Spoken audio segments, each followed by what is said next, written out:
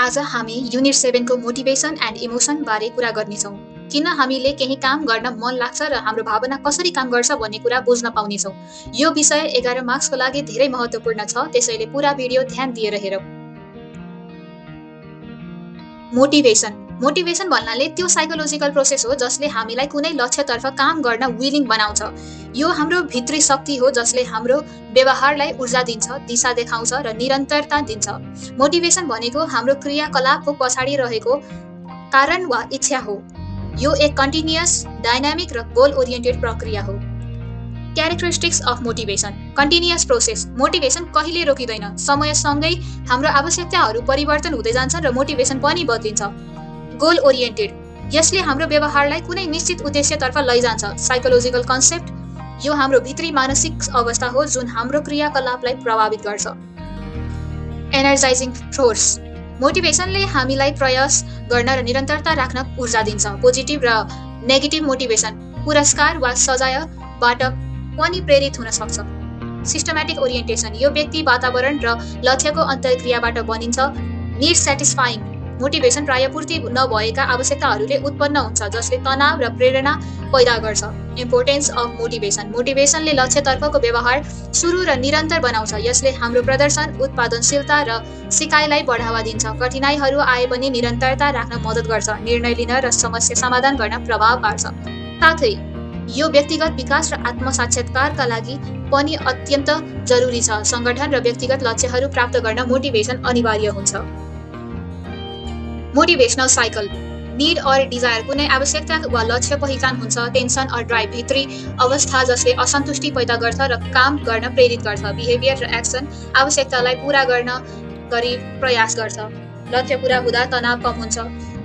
Feedback. परिणामको मूल्याङ्कन जसले भविष्यको मोटिभेसनलाई असर गर्छ। नयाँ आवश्यकताहरू आएपछि यो चक्र फेरि सुरु हुन्छ। Types of motives. Primary motives यी जन्मजात, जैविक रूपमा आधारित र जीवित रहनका लागि आवश्यकता हुन्छन्, जस्तै भोक, तिर्खा, निन्द्रा, यौन इच्छा र पीडाबाट बच्ने चाहना। यी शरीरमा इम्ब्यालेन्स हुँदा ट्रिगर हुन्छन् र हाम्रो शरीरको होमियोस्ट्याटिक कायम राख्न मद्दत गर्छन्। Number 2, sensory motives. यी सिकेका वा अनुभव र सामाजिक अन्तर्क्रियाबाट प्राप्त हुन्छन्। यी आधारभूत सर्भाइभल भन्दा माथि जान्छन् र हाम्रो व्यक्तिगत विकास, सामाजिक सम्बन्ध र आत्मसम्मानको प्रभाव पार्छन्, जस्तै संगति चाहना, need of affiliation, achievement, power, security, status. Number 3, general motives. यी न त केवल फिजियोलोजिकल हुन्छन् न त केवल सिकेको, तर तनाव र क्रियाशीलता उत्पन्न गर्छन्, जस्तै जिज्ञासा, क्युरियोसिटी, म्यानिपुलेसन, माया, एफेक्सन जस्तै। फिजियोलोजिकल मोटिभ्सहरू हङ्गर, थ्रस्ट, स्लिप, सेक्स आदि हुन्।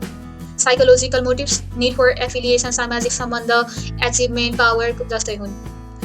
Theories of motivation. Number 1, Maslow hierarchy of needs. यो थ्योरीले 5 तहको पिरामिड बनाउँछ। फिजियोलोजिकल भोक, तिर्खा, सेफ्टी, सुरक्षा, लभ, बिलोङ्गिङ, माया र सम्बन्ध, एस्टिम, आत्मसम्मान, self actualisation, आत्मपूर्ति।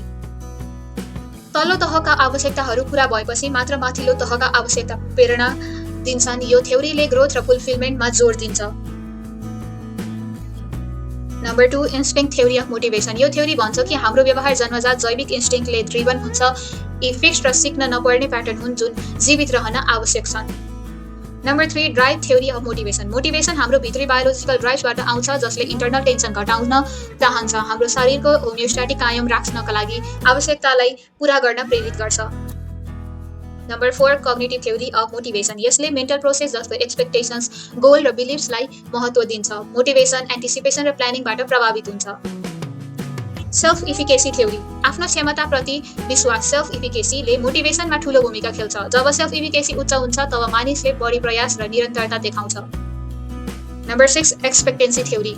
Motivation expected outcomes र रिवार्ड्सको मूल्यमा निर्भर गर्छ। यसमा 3 कम्पोनेन्ट छन्: एक्सपेक्टेन्सी, प्रत्याशा, इन्स्ट्रुमेन्टालिटी, उपकरण र भ्यालेन्स, मूल्य। Number 7, 2 factor theory, Herzberg. Motivation 2 प्रकारका फ्याक्टरबाट प्रभावित हुन्छ। हाइजेन फ्याक्टर जसले डिसस्याटिस्फ्याक्सन रोक्छन्, जस्तै तलब, काम गर्ने अवस्था। मोटिभेटर्स जसले स्याटिस्फ्याक्सन बढाउँछन्, जस्तै उपलब्धि, मान्यता, etcetera. Number 8, goal setting theory. Specific र च्यालेन्जिङ गोल्सले मोटिभेसन र पर्फर्मेन्स बढाउँछ। फिडब्याक र कमिटमेन्ट सफलताका लागि जरुरी हुन्छ। Number 9, arousal theory of motivation. Motivation optimal arousal level कायम राख्न चाहनाबाट ड्रिभन हुन्छ। धेरै काम वा धेरै बढी एराउजलले पर्फर्मेन्स घटाउँछ।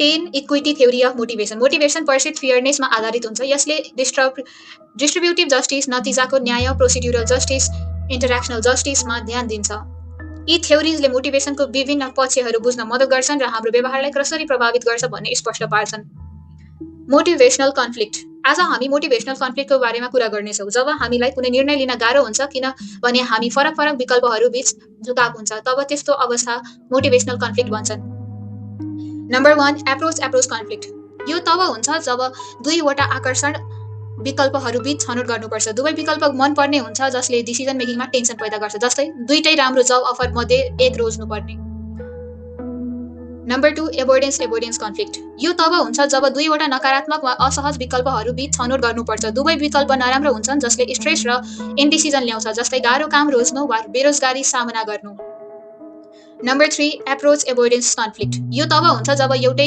लक्ष्यमा सकारात्मक र नकारात्मक दुवै पक्ष हुन्छन् एउटै विकल्प प्रति आकर्षण र परहेज दुवै हुन्छन् जसले एम्बिभ्यालेन्स पैदा गर्छ जस्तै उच्च तलब दिने तर जोखिमपूर्ण काम गर्ने number 4 double multiple approach avoidance conflict यो तब हुन्छ जब दुई वा बढी लक्ष्यहरू छन् र प्रत्येकमा आकर्षक र अप्रिय पक्षहरू हुन्छन् यस्तो अवस्थामा निर्णय लिन गाह्रो हुन्छ किनभने हरेक विकल्पका लागि प्रोन्स र कोन्स दुवैलाई वेट गर्नुपर्छ मोटिभेसनल कन्फ्लिक्टले हाम्रो डिसिजन मेकिङ प्रक्रिया कसरी प्रभावित गर्छ भन्ने कुरा बुझ्न यो जान्न जरुरी हुन्छ फ्रस्ट्रेसन भन्नाले त्यो साइकोलोजिकल अवस्था हो जब हाम्रो लक्ष्य पूरा हुन सक्दैन वा हाम्रो आवश्यकताहरू पूरा हुँदैन यसले टेन्सन स्ट्रेस इरिटेबिलिटी र एग्रेसन जस्ता भावनाहरू उत्पन्न गर्छ कहिलेकाहीँ फ्रस्ट्रेसनले म्यालाडाइटिभ बिहेभियर वा मोटिभेसनमा परिवर्तन पनि ल्याउँछ psychological problems related to motivation number 1 stress तब हुन्छ जब पर्सिभ डिमान्ड्स हाम्रो कोपिङ क्षमता भन्दा बढी हुन्छ यसले फिजिकल इमोसनल र कग्निटिभ समस्या ल्याउँछ र मोटिभेसन पर्फर्मेन्स वेलबिङमा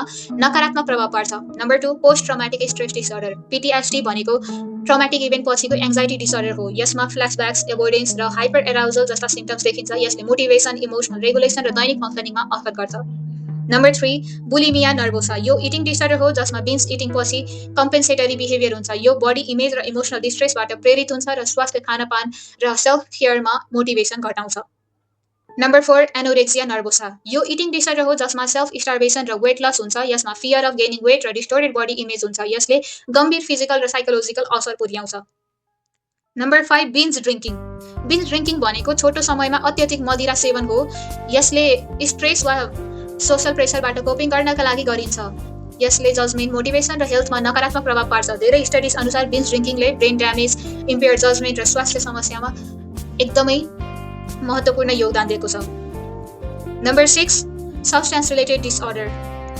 ड्रग वा मदिराको डिपेन्डेन्स वा एब्युजले ब्रेनको मोटिभेसन सिस्टमलाई अल्टर गर्छ र कम्पल्सिभ एरियामा युज गर्छ यसले सामाजिक अकुपेसनल र स्वास्थ्य समस्या ल्याउँछ नम्बर 7 सुसाइड गम्भीर साइकोलोजिकल डिस्ट्रेस र होपलेसनेसको परिणाम सुसाइड हुन सक्छ यसमा मोटिभेसनको कमी हुन्छ जसले जीवनमा अर्थ खोज्न र समाधान पाउन कठिन बनाउँछ तुरुन्त इन्टरभेन्सन र सपोर्ट आवश्यक हुन्छ नम्बर 8 सेक्सुअल डिस्फङ्क्सन यो सेक्सुअल डिजायर एराउजल वा पर्फर्मेन्समा समस्या हो साइकोलोजिकल फिजियोलोजिकल वा रिलेसनल कारणले हुन सक्छ र मोटिभेसन र इटिबेसीमा असर गर्छ नम्बर 9 स्लिप डिसअर्डर निद्राको गुणस्तर अवधि वा प्याटर्नमा समस्या आउँछ यसले थकान कग्निटिभ इम्पेयरमेन्ट र मुड डिस्टर्बेन्स ल्याउँछ र मोटिभेसन र दैनिक फङ्सनिङ घटाउँछ यी सबै समस्याहरूले मोटिभेसन र हाम्रो जीवनमा गहिरो प्रभाव पार्छ सही समयमा पहिचान र उपचारले यी समस्याहरूलाई कम गर्न सकिन्छ डेफिनेसन अफ इमोसन भन्नाले एउटा कम्प्लेक्स रियाक्सन प्याटर्न हो जसमा सब्जेक्टिभ एक्सपिरियन्स फिजियोलोजिकल रेस्पोन्स र बिहेभियरल एक्सप्रेसन समेटिन्छ यो बिहेभियरल एक्सप्रेसन साइकोलोजिकल अवस्था हो जुन हामीलाई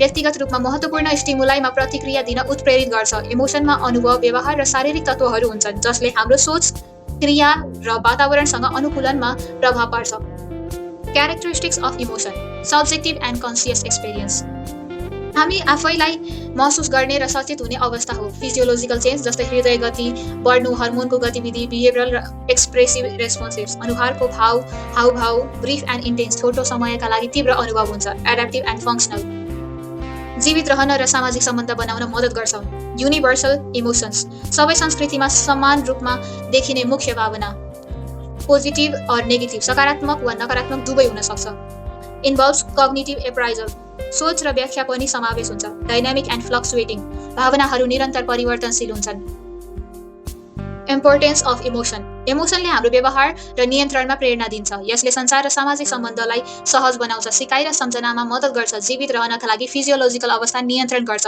मानिसको स्वास्थ्य र वेलबिङमा प्रभाव पार्छ, वातावरणसँग अनुकूलन गर्न सहयोग गर्छ र नैतिक निर्णयहरूमा मार्गदर्शन गर्छ। Types of emotions. Primary emotions यी जन्मजात, विश्वव्यापी र छिटो आउने भावना हुन्, जस्तै रिस, डर, घृणा, दुःख, आश्चर्य, अपेक्षा, विश्वास, खुसी। यी छिटो र छोटो समयका लागि हुन्छन् र स्टिमुलाई प्रति अटोनोमिक प्रतिक्रिया हुन्छ। Number 2 secondary emotions.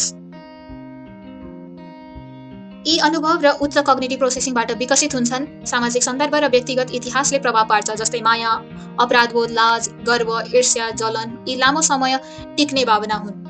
Physiological of emotion. इमोसनमा ब्रेनका विभिन्न भागहरू संलग्न हुन्छन्, एमिगडेला, लिम्बिक सिस्टम र प्रिफ्रन्टल कर्टेक्स।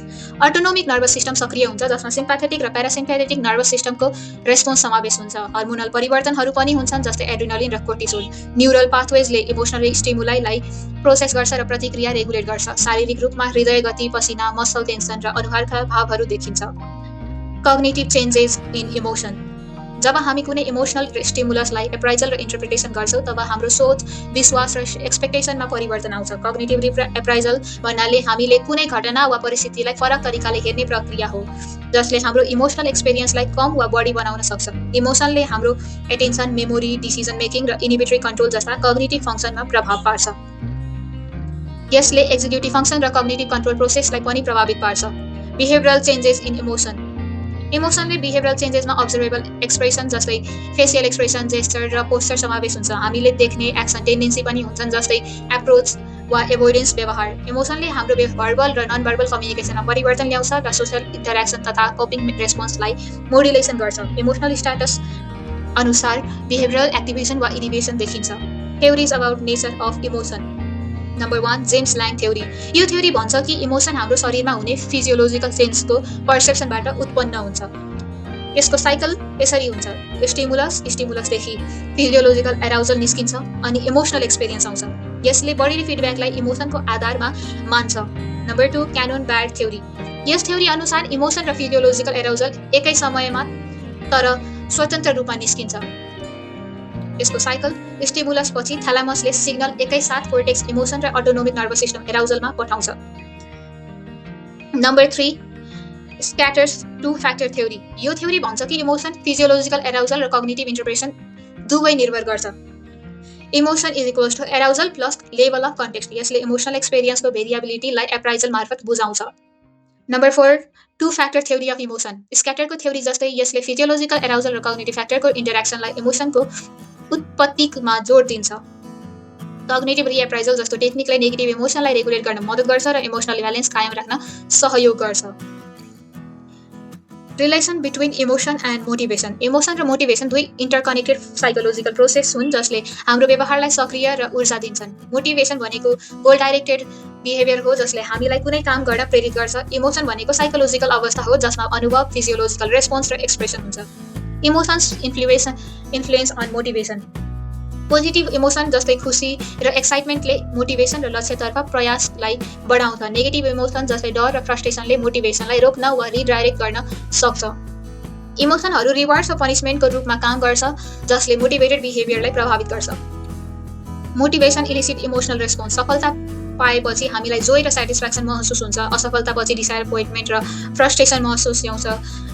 कुनै कुराको एन्टिसिपेसनले एक्साइटमेन्ट वा एन्जाइटी उत्पन्न गर्छ। सियर न्युरल मेकानिजम। डोपामिन सिस्टमले रिवार्ड, प्लेजर, मोटिभेसन र इमोसनल एक्सपिरियन्सलाई रेगुलेट गर्छ। इमोसनल एराउजलले मोटिभेसनल ड्राइभ बढाउँछ।